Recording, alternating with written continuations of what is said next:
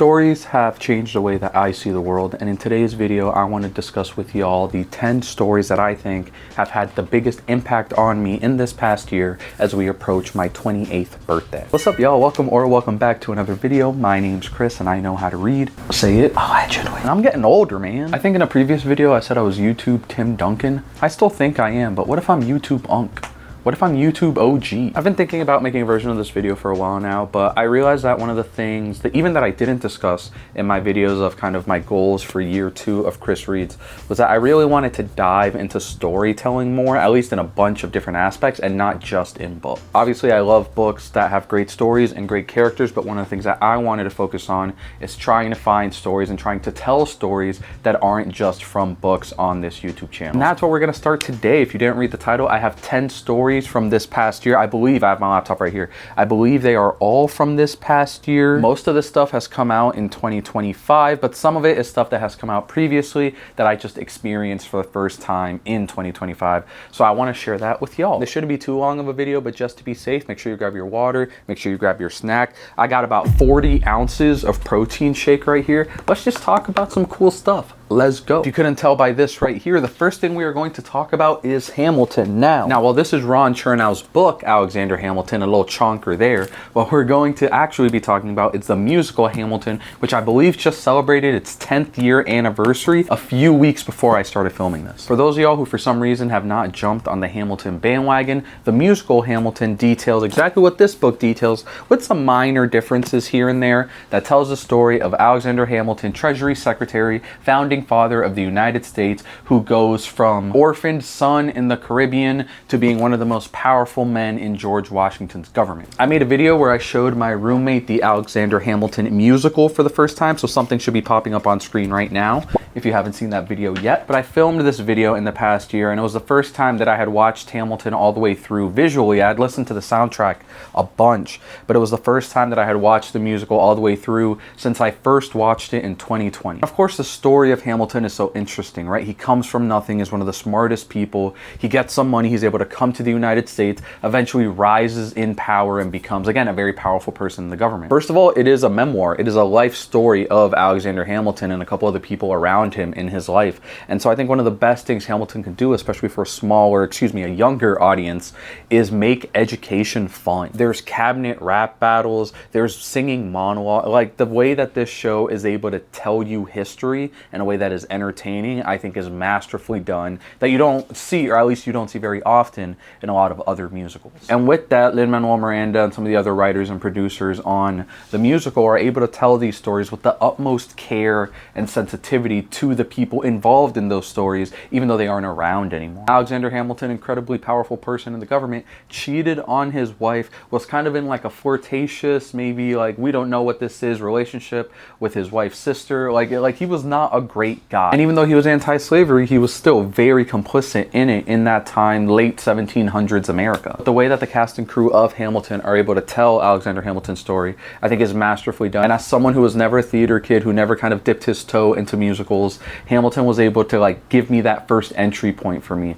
And now I'm like, okay, I see it now. Like, I'm very interested to see what the future of that genre holds for me. Next up, I guess we could take this down now because we're not talking about it anymore. But next up, we are going to be talking about another book that I read this year, a 5-star book called Educated by Tara Westover. I've talked about this book in a bunch of videos, so I don't know if I'm gonna have something pop up on screen right now, but essentially this book tells the story of Tara, who was raised in like a survivalist, isolationist, I believe it's Mormon if I'm remembering correctly, family in the middle of nowhere, Idaho, and how she was able to survive this very rough and abusive and bad upbringing using education as a funnel to find her way, find herself, and eventually find an escape from the life that she was brought into. This is a story of self-creation and wanting better for yourself, and I think while we are learning about it through Tara's story and through everything that Tara went through, I really do think her drive and everything that she does in order to put herself in a better position serves as an example not just to me, but for anyone else who wants to read this book. The BS that this woman went through is absolutely crazy. And the way that she was able to go to Cambridge to study at this prestigious schools and learn so many things, and is now a very popular published author. When y'all read about the bullshit that she went through early on in her life, it's crazy that she even made it to where it is now. I think one of the reasons it was so powerful for me specifically was because education was around me my entire life. My mom was a teacher, my grandma worked in schools. Like, I knew education, I knew how powerful it was, I knew how amazing it could be, the opportunities it could give you, and I didn't really go through the process, honestly, ever in my life, as sad as that sounds, of thinking about what would happen or what would have happened if I didn't have education be such a pillar stone of my life. Is it pillar stone or is it cornerstone? I don't remember. And if anything, reading Tara's book made me a lot more empathetic to the people that didn't have education, played such a big role in their lives. Because again, I didn't really think about it until I read her book, which is bad of me, I get it. But I think like it makes me more empathetic, and it makes me like more useful to the people who have questions, to the people who need help. I can serve as like a source for them. And I honestly don't know when I would have had that kind of mental like switch of going from education is so important to education was very important to me, and how can I help other people use education. I don't know how quickly that conversion would have happened if I didn't read Tara's book. I need y'all to hear me out on this one. I need you to hear me out. Dungeons and Dragons with the boys. They don't have to be boys, but they have to be homies. Some of the best storytelling you could have. I love Dungeons and Dragons. Again, I haven't really made a video about it, but I do have my Brave New Roll videos where I use the dice that I use for Dungeons and Dragons to decide how many pages I'm reading in a day. And I love it so much. Shout out to my boy Noah from a few years ago who let me play with his group, and it was so much fun. And now like I get to be a dungeon master. I get to lead this tabletop role-playing game where everyone makes characters, and it is essentially based on collaborative storytelling. What that means is you either have kind of two groups of people, right? Some people play with what are called modules, which are essentially like pre-built adventures, right? You have battles, you have characters, you have side quests, you have a whole bunch of stuff, and it's up to the DM to kind of like mix in the in-between stuff, right? The other group of people, the group that I'm in, is I create everything from scratch. And one of the things I love about creating everything from scratch is the players that you play with, they get to have a hand in creating the world. I love my friends. I play with 3 of my best friends, and I love being able to create a story with them. I love being able to create a world with them. Each one of my friends has a character, and I use their backstory to help influence the world that these people play in. And the best thing about D&D, for those of y'all that haven't played, is that you can have a story, the players can have an idea of where they want their story to go, but it all depends on the dice. You might want a dice roll to be very high and you get a low number, or vice versa. Either way, it is up to the dice to decide how the story goes. So no matter what I have planned, no matter what my players have planned, we are walking into a session that might last, like I said, 3 or 4 hours, and we don't know what's going to happen. And that's some of the best storytelling that I can be a part of. The next up, I'll make sure I put a picture of it up on screen right now because I got a poster of it at the movie theater.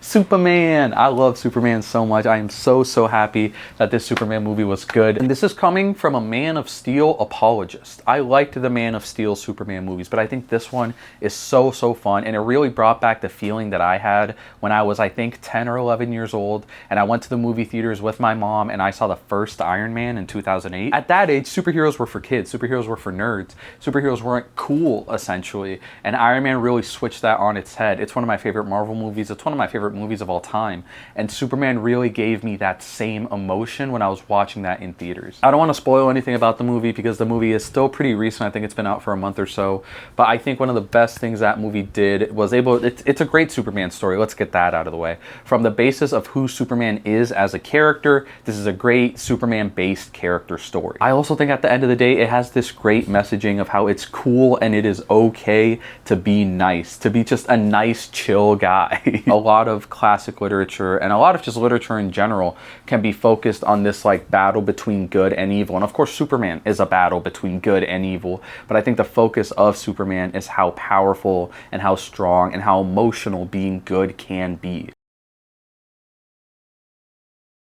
I really do think it's a message that everyone needs to hear, that it is cool and it is fun and it is okay to just be nice and good. I love this Superman movie. I love it so much. One of the books that I just recently finished, an audiobook by Elizabeth Strout called Tell Me Everything. I wasn't sure if I was going to make a video about it, but I was reading it, or listening to it at least, and I realized that this book has changed my life. In this story, from what I understand, it's a very interconnected literary universe. There's a bunch of characters that have appeared in Elizabeth Strout's previous book. You are just following people's lives lives. Like, I wish I had a better explanation of that book, but I think the simplicity of that description is what makes this book so real. A lot of the negative reviews for this book are based on there being a lot of characters and there being a lot of decisions made, and it can kind of be like, why did this character make this decision when it might have been better to make this decision? Get that out of here. Take that thought process, get it out of here, because the thing that makes that book so good is the fact that it isn't perfect. The characters in this book are not perfect. They do not say the best things. They do not make the best decisions,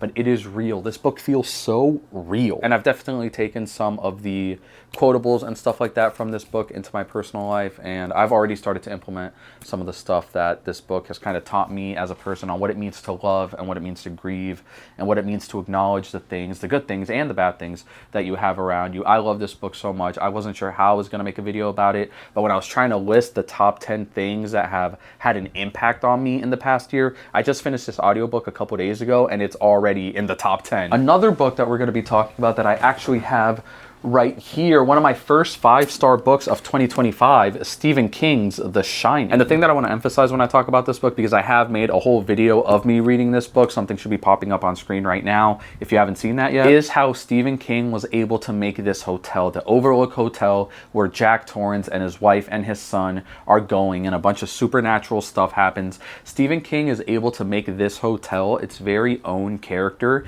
in a way that I don't think I've read in other literature and other fiction before. This hotel that Jack Torrance is working at over the winter, it has its own ideas, it has its own wants and needs, and it is evil and it is malicious and it is corrupting this family from the inside out, or at least it's corrupting Jack Torrance from the inside out, and he is corrupting his family. It is creepy and foreboding, and of course, like any other writer who like isn't as talented as Stephen King might have made it so this hotel just feels like a haunted house, right? Like this character is going through some stuff, and also there's a bunch of bad stuff happening in this hotel. But the way that King is able to write it, it's like it feels like the hotel has a heartbeat. Like it feels like every time Jack Torrance gets a little crazy, or every time the son has like a little experience in like the snow outside, you can feel it all emanate back to the hotel. And it's something that I don't think I've read in fiction before or since. Next up, we're going to be talking about this movie right here, Sinners, directed by Ryan Coogler, starring Michael B. Jordan. Another one,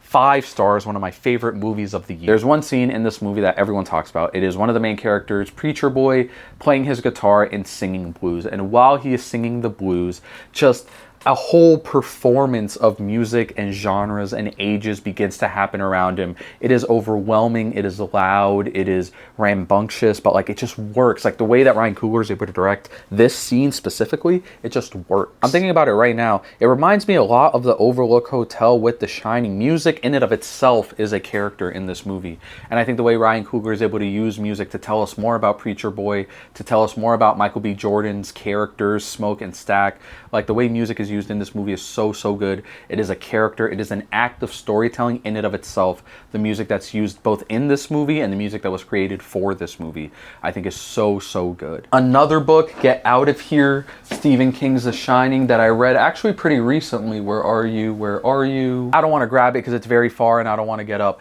It is 100 Years of Solitude by Gabriel Garcia Marquez. I made a whole video about it. We're not going to discuss it entirely right now, but the book deals with multiple generations of the Buendia family. And it took me a little while to make this connection in my head, but I was thinking about grief pretty heavily recently. Now, I've been very fortunate that I haven't had grief be like a massive part in my life up to this point, and the few points of grief in my life that I have had, I feel like I've been able to handle pretty well. But I know that there are people in my life, people all over the world, who unfortunately have to deal with grief more often or in worse ways. Because you are following multiple generations of this family, you are dealing with death, you are dealing with the ramifications of people leaving, you are dealing, unfortunately, with a bunch of the characters in this book making the same mistakes as their fathers and their grandfathers before them. And I think one of the things that this book was able to teach me, and a story essentially that I was able to attach and adapt into my own life, is that whether it's for a good reason or a bad reason, the passing of time, the changing of scenery kind of evokes this change in ideas and values that are hopefully for the better. And this might be like a bad take because, again, I haven't really dealt with grief too often, and I hope I don't have to deal with grief a lot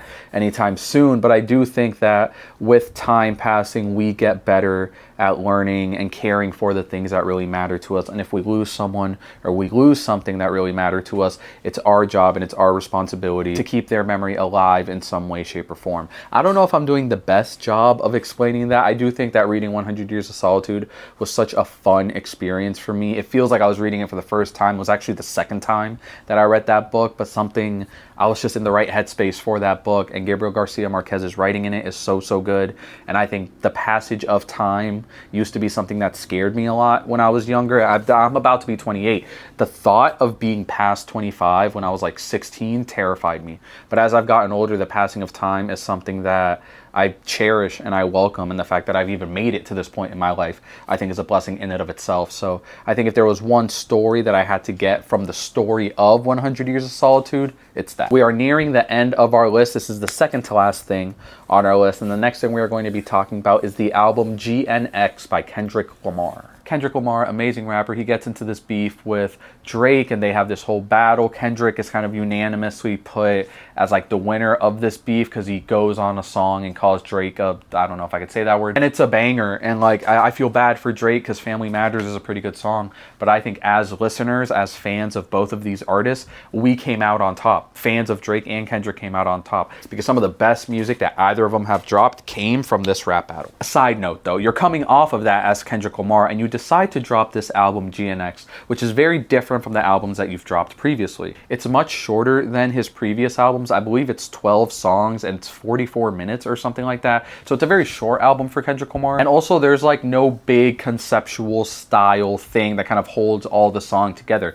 It's a much more loose, very playful album that kind of strays away from the Good Kid, Mad City and the To Pimp a Butterfly storylines, where each of these albums has like a story that kind of holds everything together. GNX was kind of just like a good time. But the story about GNX that really stuck with me is Kendrick is on top of the world when he drops this album, right? Like he just defeats one of the biggest rappers, pop idols in Drake, and he drops this album that doesn't really have a messaging to it. And then you start listening to it and you're like, oh wait, there is a message to it. And it is just raw, unadulterated, combative passion, right? Like one of my things I love, and I don't know how to explain it entirely, is I love when people are at the top of their game, statistically at the top of their game, and they're able to prove it. And right after his beef with Drake, Kendrick was at the top of his damn game. And he just releases this album that says, I'm the best, nobody can fuck with me, deal with it. I think one of the things that that album did for me personally, and the story that I was able to grab from it, was that it really kind of cemented this drive that I have in my head, whether it's in my personal life, whether it's with my job, whether it's with this YouTube channel. It's this like drive to not just be great, but also to receive greatness from the people and the things around you. One of my favorite songs on the album, Man at the Garden, which is just bar after bar after bar of Kendrick saying, I deserve this, I deserve this, I've put in the work so I deserve this. It's such a powerful song to me. It's one of my favorite songs of the year. This album came out, I think, November of 2024, but I didn't listen to it until the beginning of the year. I was pretty behind the bandwagon on that, but just that song specifically and the album as a whole is like concise and it is strong and it is just like, it's raw. Like you can feel the greatness emanating from every song that Kendrick Lamar feels about himself. Last but definitely not least, for some reason I thought I had it on my shelf, but I do not. We are going to be talking about the movie The Life of Chuck that came out in 2025. I didn't know this when I went to watch it, but this movie is actually based on a series of short stories by Stephen King of the same name. I think you should go into this movie not knowing anything about it. I was just watching, I think his name is Phil Got Books. I could be misremembering that. But if you want to see another great up-and-coming YouTuber, he's dope. He did a video where he read this book, and apparently it gets spoiled in the introduction, kind of the twist that you learn as you go on through this book. So I want y'all to walk into this movie or walk into this collection of short stories with that in mind. This movie was very good. It was a 5-star movie for me. I have no problems with it, but it was like very difficult to get through because of just how overwhelming it was, in the best way possible, but it was overwhelming. This is a story on love and family and grief and friendship, very similar to Tell Me Everything, by Strout. Like, you just get so much of these very intense emotions throughout the movie. And a lot of people say that like it's not the best movie ever. I get that, but for me it was very impactful because I think very similar to 100 Years of Solitude, I think I just saw this movie at the right time. I think the main point that the Life of Chuck movie was trying to instill in me as I walked out of the movie theater, it was still daylight out and I was just in a full haze because I was not expecting this type of messaging to come from this movie. And I'm thinking about it now, very similar messaging to Superman, which we also talked about. And then I'm going through my notes right now, a very similar messaging to Tell Me Everything, like I said, in kind of a different way. But I think the main story that I got from Life of Chuck that I've tried to kind of implement into my everyday life is just to remember to love, right? We've already established this. The world is on fucking fire and it can be very difficult to do anything at all. It is quite literally easier to not do anything than it is to do something, right? So I think one of the things that Life of Chuck helped me realize is just how okay and how simple and how fun and how rewarding it is to just love and to love with great like emphasis, love the people around you, to love your situation no matter what it is, whether it's really bad and getting better or whether it's already great and maybe you're going through a rough patch right now, to just love yourself and to love the people around you, love the unknown future that you have ahead of you, and just learn how to live with the decisions that you make. It is an uplifting movie. It is also a very sad movie, and I'm sure the book is very good as well. So if y'all have a chance to either watch the book or the movie, try and stay as spoiler free as possible, but I highly recommend them both. I want to thank y'all for watching this video. Like I said, not the longest video ever, but I want to thank y'all for sitting with me as long as you did. Make sure to like and subscribe, all that good business, and leave a comment down below, whether it's a movie, a book, a video game, any story in your life. It could be a personal story if you feel comfortable sharing it, any story in your life that you think has impacted you in a positive way. I'm about to be 28 years old, I think, in about 3 weeks since I'm filming this, and I'm just very excited to enter this new year of my life, to keep making YouTube videos, to keep loving my friends and family, to just keep enjoying life as much as I can. And these 10 things that I talked about have really helped me kind of understand my worldview, understand my ideals, and how to make myself a better person, not just so I live a better life, but so I can help the people around me live a better life as well. Make sure you do something that makes you happy, make sure you do something that makes you some money, and I'll catch y'all next time. Peace.